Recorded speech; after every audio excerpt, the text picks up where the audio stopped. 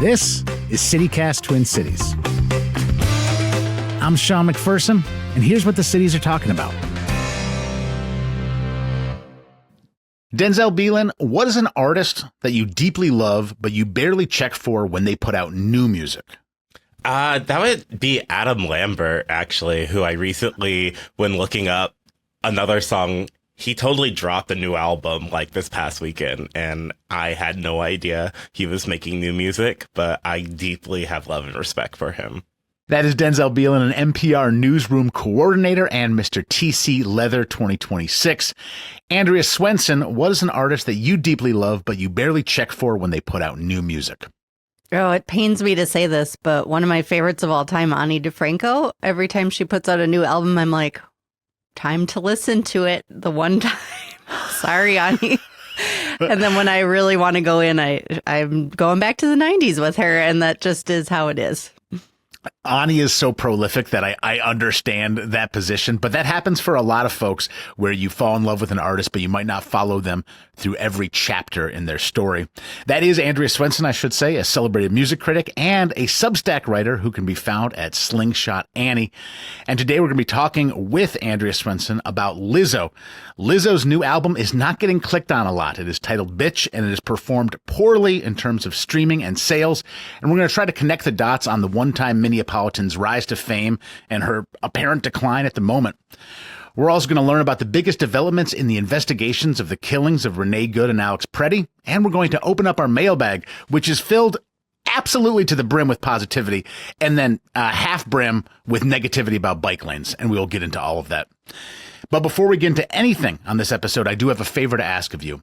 CityCast is doing our annual listener survey and would really help us out if you took it. We want to know how you connect with us and what you understand about what we're doing and what we could do differently.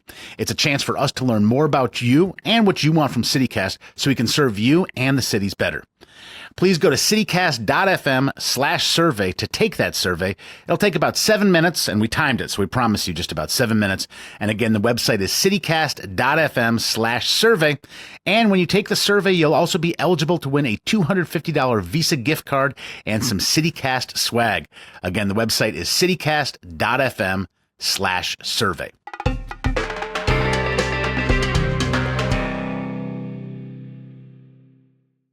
My first question about Lizzo for Andrea and Denzel is, would you agree that she is the biggest artist to come out of the Twin Cities in the past 20 years? Like, is there anybody even in the conversation? Andrea, is that accurate to you? Absolutely. When I go talk to high school or college classes, all they want to know about is that I talked to Lizzo at some point.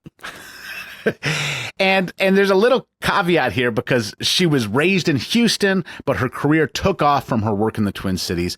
And a lot of us who were around in the 2010s had connections with her.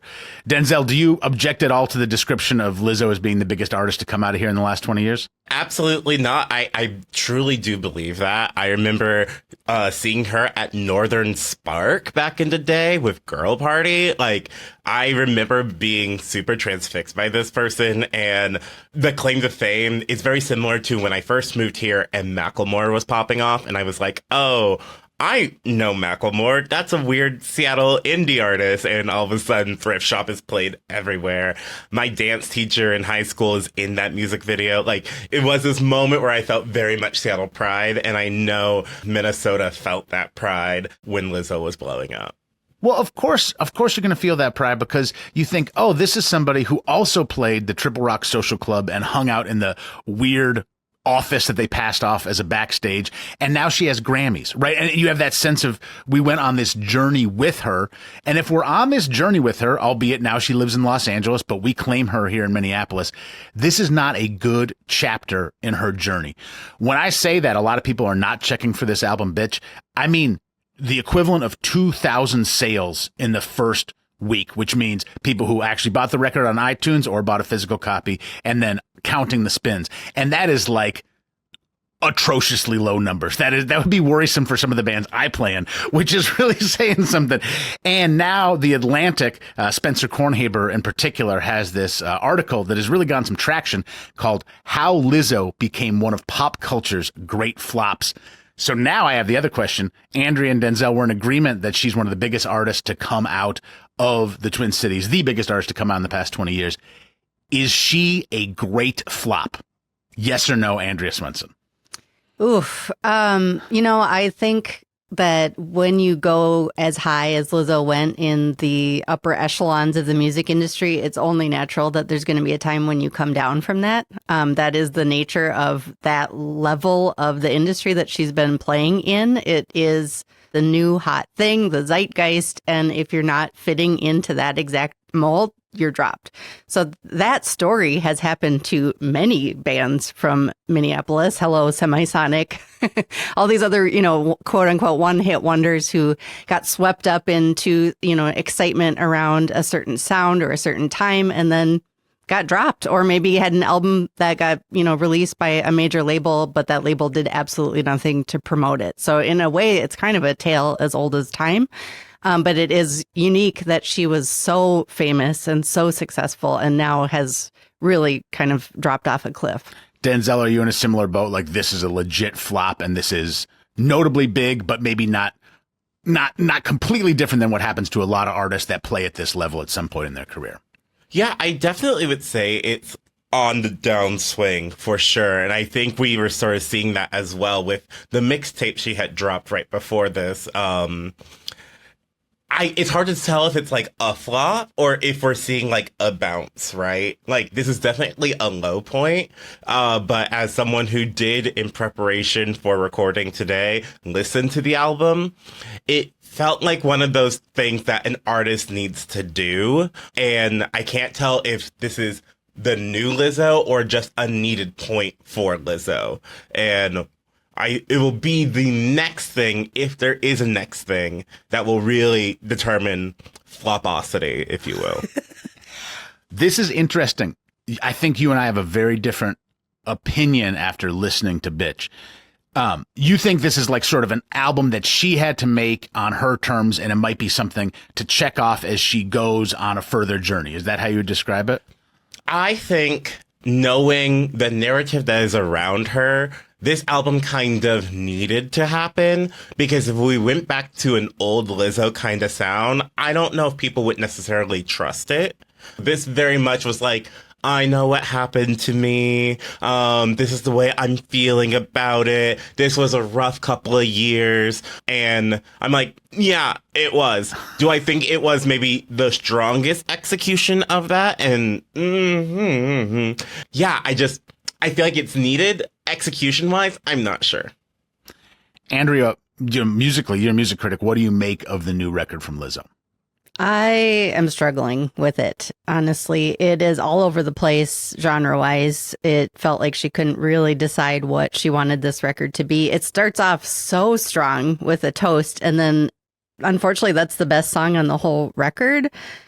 She is obviously struggling with a lot of complicated feelings about insecurity, bitterness, jealousy, rage.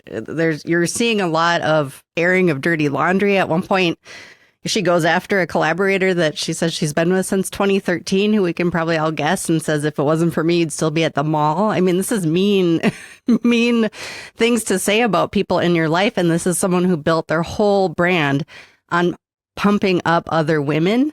So it's a struggle to listen to some of these feelings. And I totally hear what you're saying, Denzel, about these are feelings that obviously have to be exercised to get to whatever's coming next. But I do feel like, for someone who has always claimed to be so authentic, this doesn't feel like a very honest album to me. I think it's very clear that she's having a really tough time. And I think if she had dug a little deeper and made something really, truly about that, and gotten vulnerable about that, it could have gotten into a really interesting place. But even when she tries to sing something like a love song, like Happy to Be, that is one of the least optimistic sounding love songs I've ever heard. I mean, she sounds really sad.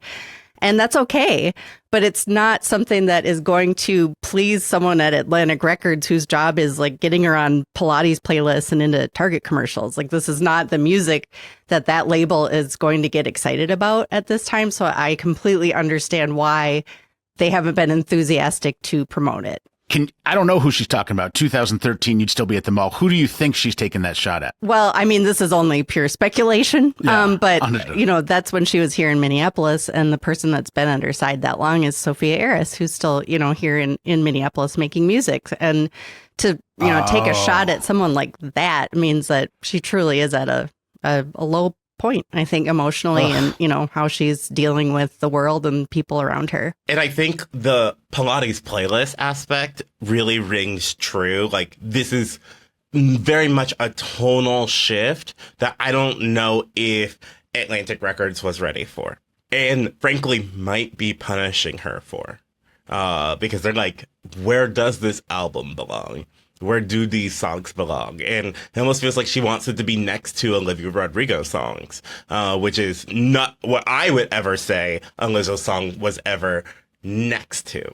So it does feel like a branding crisis that Atlantic was like, I don't know actually if we want to like reshape who you are right now. I have a theory about why it's hard for Lizzo to now show a larger emotional spectrum than we might have seen at the absolute peak of her sort of positivity Pilates jams moment.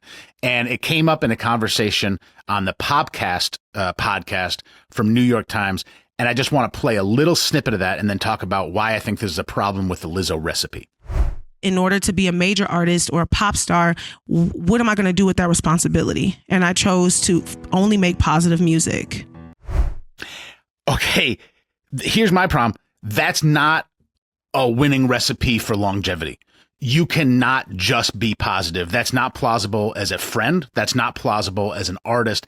And in the longer discussion she was having with the critics from New York Times, she was pointing out that she had nonsense songs when she was an indie rapper in Minneapolis. She actually shouted out Batches and Cookies and saying, like, I just used to say some things that were wild and have some fun with it. And then it seems like she self-selects in a way I can't understand because I've not been asked to, but, tightens her aperture to become a pop star. But I'm not going to ride with 25 years of positivity. I need more spectrum. I think that there's a fundamental problem in a recipe that can only provide one note, especially when I personally know that Lizzo is capable of a lot more than that.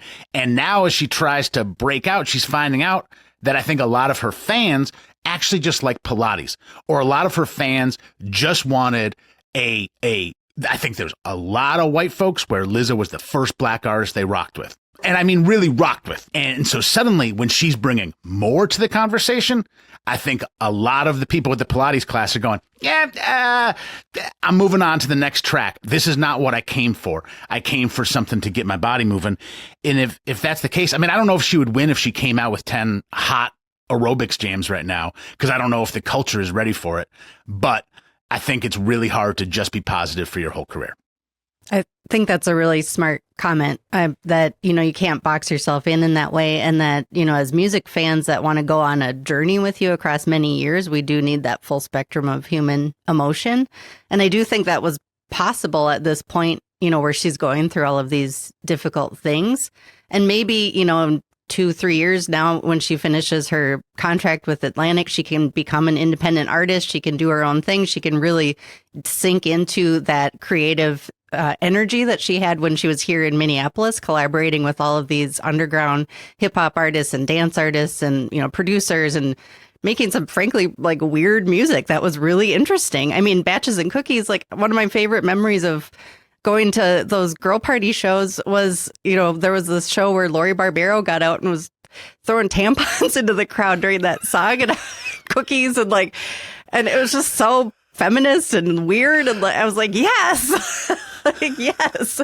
So maybe she could get back to, that kind of, playfulness and taking risks and really being adventurous again. But it's not going to be with Atlantic Records. I think what's maybe unanimous here is Lizzo's talent and potential. Especially, I saw a close up. I had the opportunity to play a little bit of music with Lizzo. She is not a Hollywood manufactured star. She is not somebody that they're like, oh, you know what? Let's give her a couple vocal lessons. Like, a lot of her skills are fundamentally really sound, and I think she can find her way. And I don't think she's going to do it with Atlantic Records. And I think even if she does it great, it's never going to be at the level where she was the perfect zeitgeist storm for the moment. But I appreciate talking to both of you and getting that feedback. And frankly, I really do encourage people to listen to the record. Just because nobody else is listening to it doesn't mean it doesn't have something for you. And Andrea, I really appreciate you joining us on this part of the episode. Somebody who knows music intimately across the board, but especially very aware of the history of music in Minneapolis. And thank you for sharing your thoughts today with us on CityCast Twin Cities. Happy to be here. Thank you so much. We'd love to hear from you. Are you one of the 2,000 people who has listened to the new Lizzo record? Send us a text or leave us a voicemail on the CityCast Twin Cities hotline. That number is 612-217-0637. We have a lot more news to discuss, but before we do that, we're going to take a quick break.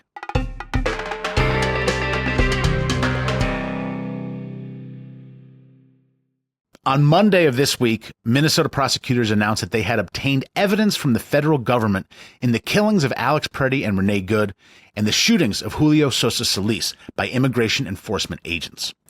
The federal government had previously refused to share any evidence with Minnesota's Bureau of Criminal Apprehension or any state agency, which was a huge break from tradition for how investigations into shootings like this usually go. So, Sean, I know a lot of our neighbors are wondering, why did the feds refuse to share evidence in the first place? We have a hostile relationship with the federal government. At this point, it is fair to say that Minnesota, I don't mean that every single state employee has beef with every single federal employee, but at the top levels, there's been a lot of mudslinging, and there's been some exacting descriptions of why some people say they aren't giving this evidence over to state agencies. And then this is just me talking.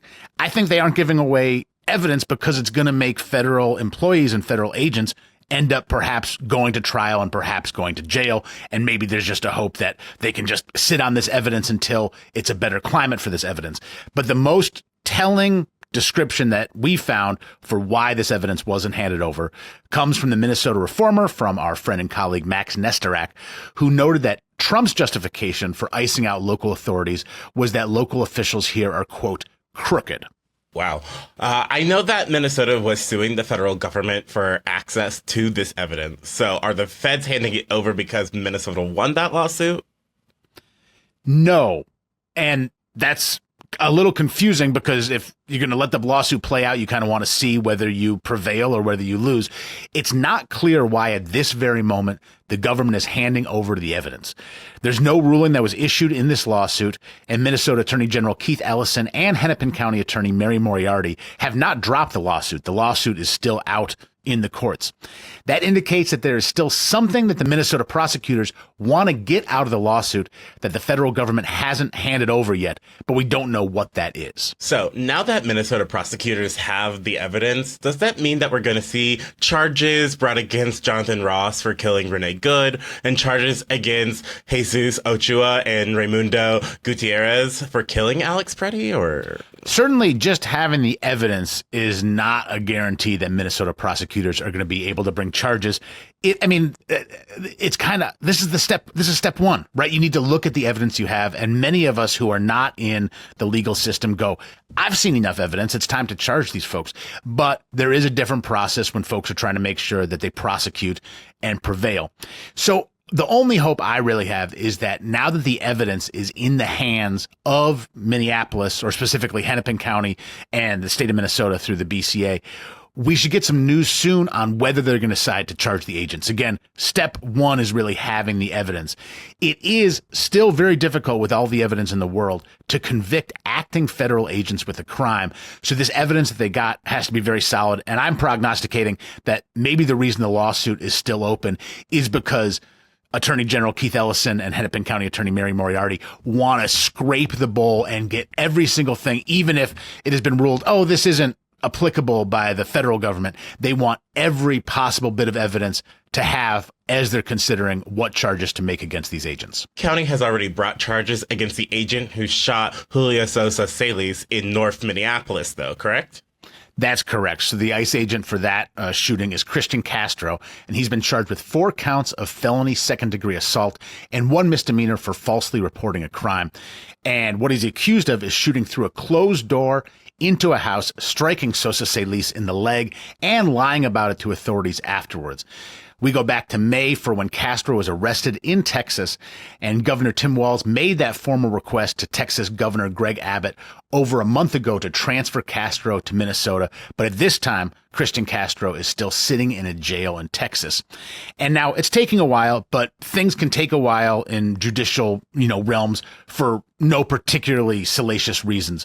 Walz says he expects that this extradition is still going to go through normally, albeit slowly. All right, so that's a lot of confusing stuff going on. What happens next? For this big, pile of evidence that Minnesota officials just got, they're going to be reviewing all the evidence to determine whether to charge any of the agents that are responsible for killing Alex Pretti and Renee Good. And we should hear more news on that soon. And if I was writing, I'd put a little star by soon. I don't mean next week. I imagine they have reams and reams of information and of actual material evidence to go through. But what I am now happy to report that the gears of justice are in motion. At least we are not at a dead stop while we're waiting for the federal government to do what they've always done in the past. We now at least have that in our possession as the state of Minnesota, and hopefully we'll see more conclusions drawn from that evidence in the coming, I'm gonna call it, weeks/months. We'd love to hear from you. What do you think of this new evidence arriving in the hands of Minnesota? Are you optimistic about some future litigation, or do you think we could still be stuck waiting for a long time? Send us a text or leave us a voicemail on the CityCast Twin Cities hotline. That number is 612-217-0637. We have a big mailbag to share, but before we do that, we're going to take a quick break.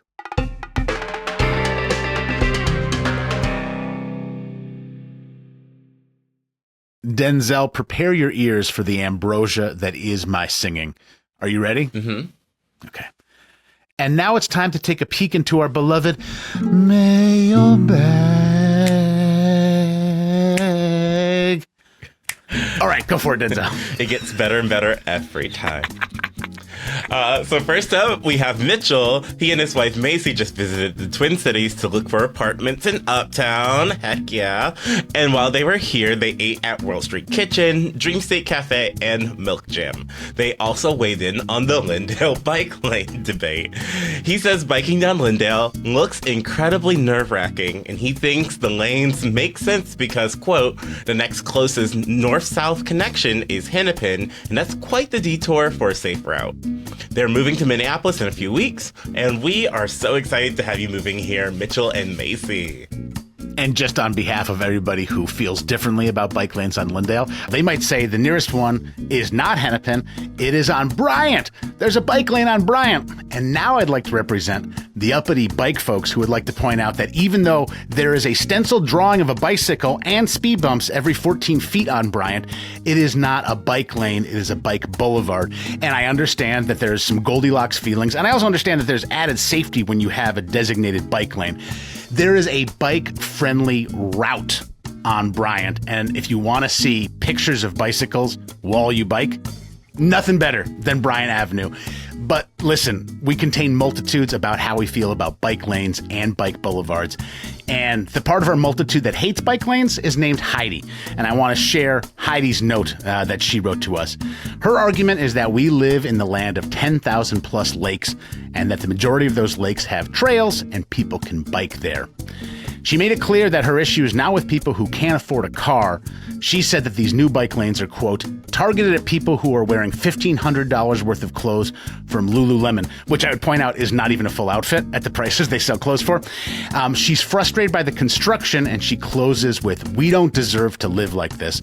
Heidi, thank you for your note, and I think we're on different sides of this issue, and one of the things I feel is that I don't want to just ride my bike for exercise. I want to actually point A, point B, my bicycle, so the trails around the lakes doesn't scratch every itch for me. But on the other hand, I'm a dude who can afford a car. I just also enjoy traveling that way on bikes. And even though we feel differently, I do appreciate you writing into the show. Ooh, bike lanes are gonna be a recurring topic, but not with Maggie. Maggie, who's self-titled Northeast #1 fan, sent us a list of places to check out in the future. That would include Ola Coffee, Whitey's, Wild Child, and Saturday Dumpling Co. Thanks, Maggie. We'll add those to the list. And actually, the Saturday Dumpling Co., I should mention, is loved for their hash browns. And I have a hash brown recommendation coming up for our next part of the mailbag. Jack is a CityCast neighbor down in Nashville who's coming to the Twin Cities to visit July 23rd through the 27th. He's checking out a Minnesota United match over in St. Paul, but he's staying in Linden Hills in Minneapolis. And he's looking for, in his words, a groovy bar, an unmissable restaurant, a cool night spot, a weird shop, whatever. And he's hoping to stay on foot as much as possible. Jack, that is awesome. For the restaurant in Linden Hills, you got to check out Tilia. Not only do they have great hash browns, but people love their food both in the morning and throughout the day. Also, you're going to be there for a couple days. You're not going to want to do all fancy sit-down stuff. France 44 is an amazing, fancy grocer, but they also have legit some of the best sandwiches in the Twin Cities. Get the mystery sandwich. Don't read off the menu. Just get the mystery sandwich. Let them know if you're vegetarian, if you can't eat pork or whatever. They're spectacular. And I've heard great things about Picnic. I haven't been to this bar, Picnic, but our producer, Adam, has, and he says they have a butter board that, quote, frickin' rocks. He said it's some of the best butter he's ever had. So, Jack, if you're just dealing with trash butter in Nashville, come check out the butterboard at Picnic. James S. wrote in about the holiday versus Quick Trip debate, and he's making the case for Quick Trip. He works at Second Harvest Heartland and points out that Quick Trip partners with them on retail rescue, helping get produce and proteins to rural communities with high rates of hunger and few grocery options. He also adds, one time I dropped by a holiday and they charged me 45 cents to fill my water bottle with water. That's trash because you should be able to fill your water bottle with water. My advice to you, James, just walk out. That's what I do. Just fill it up with water. Don't ask. Just walk out with the water. But it is good to know that Quick Trip is doing things to help out with retail rescue with our friends from Second Harvest Heartland. We got some criticism about our episode on the police drone pilot program that's being considered for North Minneapolis. And Joe said he was disappointed by the shallowness of the discussion and felt we didn't dig into what the drones would actually be used for. And he laid out an example of what a drone can be used for. A stolen car gets flagged in the flock camera system, and then a drone gets dispatched to tail it without the occupants noticing, and police are able to eventually get an address and avoid a dangerous squad car pursuit along the way. And Joe's point is that very few carjackings in Minneapolis get solved, and this technology could help. And we had raised in the episode some privacy concerns, and he said, so the drone gets 2 seconds of footage of my roof, who cares? And Joe, thank you for writing in. There's going to be a lot more to cover on this topic, but we really did lean heavily on the risks and the potential misuses of these drones and of flock camera systems. And I would be remiss to not mention that there are some benefits. They can be misused, but there are some tangible benefits, and I appreciate you bringing that up. John wrote in a love letter about the West 7th branch of the St. Paul Public Library. They call it a gym with a well-curated collection and said that there's an interesting reason for that. It was originally conceived as a library outpost rather than a full branch, so its books can't be interlibrary loaned, meaning titles you'd wait weeks for somewhere else are often sitting on these shelves. The catch is that the library shares a building with Keystone and can only be open when Keystone is open, which rules out weekend hours. The listener closed with, I love this city so much, and put Saturday hours on the wish list. That is so awesome. I'm also a big fan of the West 7th branch of the St. Paul Public Library and a fan of John. Let's stay on West 7th. We got a nice note from a listener who says that the neighborhood of West 7th deserves some love after losing Keg and Case and continuing to wait on upgrades to the 54 bus corridor, which goes down West 7th and brings you all the way to the Mall of America and the airport. They gave some awesome neighborhood shout-outs, including Wildflower Coffee, Break Bread, Wandering Leaf, Soul Lao, and Summit Brewery. Those are all on West 7th, and they're awesome. And this listener is looking forward to Victoria Park getting its funding sorted out. They added that they have plans for a kayak canoe launch right there, which is amazing. Let's go West 7th. That is great stuff. Robert says before we do another top chicken wing list, which I agree we should do another one, we need to try the wings at Golden Time in St. Paul, which carries on the legacy of the legendary King's Wings. In his words, it's addictively good. No lies detected there, Robert. We also got a note from Joe about Paella Depot, and Paella Depot is rising in popularity, but Joe pointed out that a lot of Spanish people here in Minnesota are questioning the authenticity of this food truck, and he put it plainly, quote, "No one puts chorizo in paella." Joe, I actually did have that paella recently. I didn't have the understanding that it was maybe not accurate for there to be chorizo in it. It was good. I am telling you it was good, but I appreciate the note about maybe chorizo being out of place in that dish.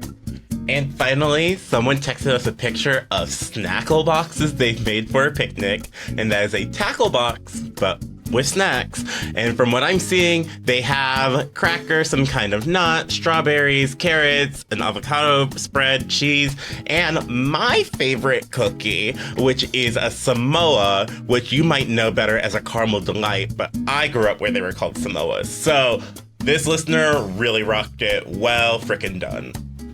And no matter where you grew up, if you are some kind of nut who makes lovingly packed snackle boxes, send us pics or it didn't happen. We'd love to see those snackle boxes. And of course, if you bring them to a beach, we'd really like to know your opinion on some of the best beaches in the Twin Cities. We're hoping to run that down on tomorrow's episode. So if there's any beaches that you love, shout them out because we'd love to know about them. And frankly, reach out to us about anything. We love hearing from you, and it just warms us to get that information and that enthusiasm back from the folks who listen to this show. So thank you for that.